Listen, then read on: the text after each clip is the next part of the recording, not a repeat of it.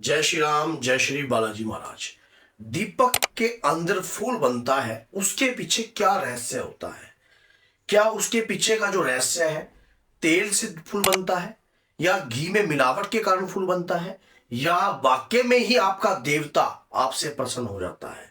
आज की वीडियो बहुत ज्यादा इंटरेस्टिंग है और लाभवर्धक है कई भक्तों की। और ये वीडियो जो है ना, हृदय से जुड़ी हुई है। ये बात याद रखना, भक्ति से जुड़ी हुई है। और कई लोगों को क्या पता ये वीडियो अच्छी लगे ना लगे, लेकिन जो मेरे पास लोगों के स्क्रीनशॉट आते हैं वो दीपक के फूल बनने के, जो लोग मुझे भेजते हैं, क्योंकि मैंने पहले ऐसी वीडियो बनाई है और उनके फिर रिजल्ट आते हैं कि हमारे भी दीपक पर इस प्रकार का फूल बन रहा है। फूल बनने की जो आकृति है वो अलग अलग प्रकार की हो सकती है। दो नैन के शेप की हो सकती है, उसके बाद हार्ट के शेप की होती है, उसके बाद जो है ये हृदय के शेप की भी दिखाई देती है। और कई बार तो ऐसा लगता है कि हमारे इष्ट के ही दर्शन हमें फूल में हो जाते हैं। दीपक पर फूल किन लोगों के बनता है, इस पर भी मैंने वीडियो बनाई है। और लेकिन क्यों बनता है, आज सुने ना। देखो, मैंने इस चीज को प्रैक्टिकल देखा। मैंने गाय का घी मैं जो है लेकर आया। गाय के घी में कोई मिलावट नहीं, और गौशाला से मैंने वो घी परचेज किया। मेरे दीपक में स्वयं फूल बनता था। कहते हैं ना कि कोई काम करने से पहले पहले आप स्वयं देखिए अपने ऊपर। और दीपक में फूल बनता था। फिर कई लोगों ने डाउटफुल मैसेज डाले कि तेल के कारण बनता है, कई कमेंट कर देते थे कि इसके कारण बनता है। लेकिन मेरे हृदय से जो आवाज आती है, मेरे जो संकेत प्राप्त होते हैं, जो मुझे ऊर्जा महसूस होती है, वो फूल से ही होती है। मैंने उसमें गाय का घी लगाया और गाय का घी लगाकर मैंने पूजा करनी शुरू करी। पर डे पर डे फूल बन रहा था। इसमें कोई तेल का तो मैटर ही नहीं है, तेल का मैटर तो हटा ही दे। दीपक के पीछे का रहस्य तो ये है हकीकत में, कि जब देवता आपकी भक्ति से प्रसन्न हो जाते हैं, जब देवता आपकी पूजा से प्रसन्न रहते हैं और आप नियमित रूप से उनका गुणगान जो है अपने घर के मंदिर में करते हो, अपनी जिब्या पर रखते हो, तब देवता की कृपा आपके शरीर पर होती है। दीपक जलाना, हम दीपक क्यों जलाते हैं, पहले तो आप इस पर सवाल खड़ा करो कि दीपक जलाते ही क्यों है। अधिकतर अगर कई लोगों को पता है तो कमेंट में जरूर लिखना इस बात का कि दीपक हम इसलिए जलाते हैं। अगर नहीं पता तो मैं आपको बताता हूं। दीपक और जल का पात्र, क्योंकि ये जो है देव है, जैसे कि अग्निदेव, वायुदेव, तो ये हमारी पूजा का प्रतीक है कि हम भगवान के प्रति पूजा कर रहे हैं। दीपक एक पॉजिटिविटी उत्पन्न करता है, घर में सकारात्मक ऊर्जा उत्पन्न करता है।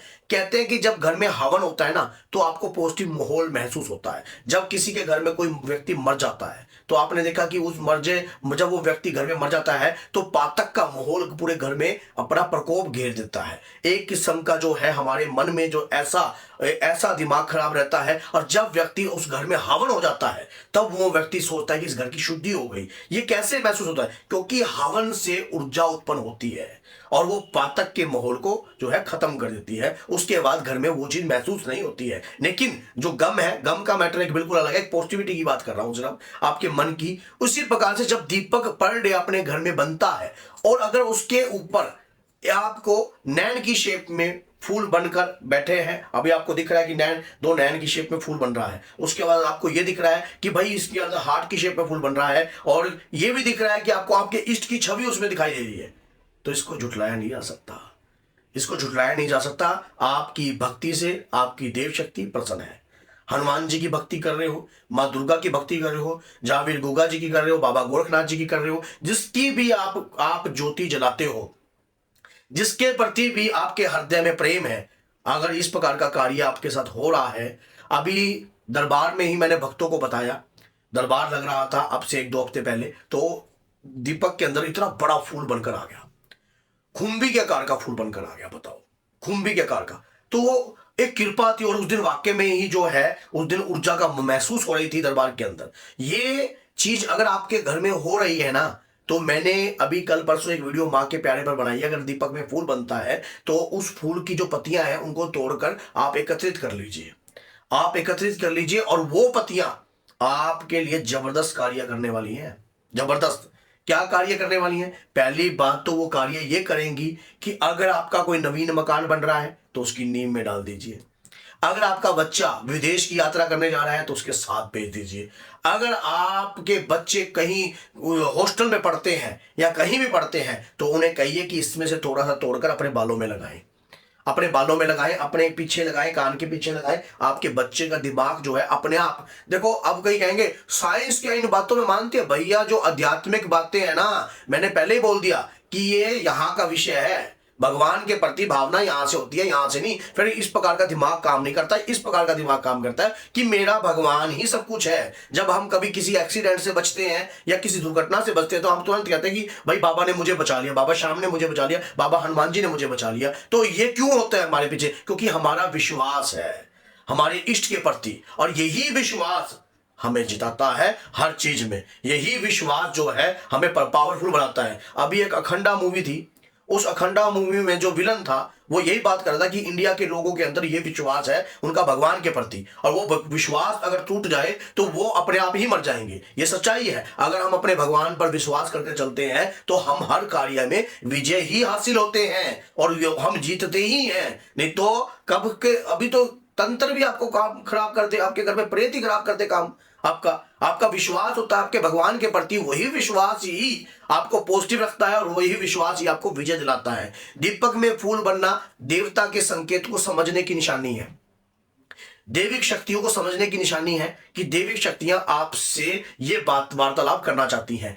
अब इस फूल बनने को आप संपर्क बनाना चाहो तो संपर्क भी बना सकते हो। अगर आप चाहते हो संपर्क बनाना कैसा होता है, इसके लिए आप मुझसे मिल सकते हो। मेहंदीपुर बालाजी में 30 तारीख को दरबार लग रहा है, तो उस वक्त भी आप मेरे से आकर मिल सकते हो। अगर आप चाहते हो कि देवता से संपर्क हम कैसे बनाएं या किस प्रकार से हम संपर्क रखें, और मेरे स्थान पर भी आकर इस विषय पर बात कर सकते हो आप कि मुझे मान लीजिए भक्ति की राह में मैंने जाना है और मेरे दीपक में फूल बन रहा है, अब मुझे क्या क्या नियम बनाकर कार्य करने चाहिए। वैसे तो मैंने चैनल पर वीडियो बना रखी है ऑलरेडी, लेकिन अगर आप चाहते हो कि डिटेल में अगर आपका संपर्क बनना कि कनेक्शन, मान लीजिए आप उनसे बात करना चाहते हो, मान लीजिए आपके दीपक में डेली फूल बन रहा है, अब आप वो देवता आपसे अगला उद्देश्य वचन क्या करना चाहते हैं ये समझना है हमने। तो कैसे समझोगे? घर बैठ के तो समझोगे नहीं, घर बैठे से नहीं समझोगे। इसके लिए जो है सही गुरु का ज्ञान होना जरूरी है। मैं ये नहीं कहता कि आप मुझे गुरु बनाओ, लेकिन ज्ञान की तो कोई वो होती है कि ज्ञान तो किसी से भी ले सकते हो।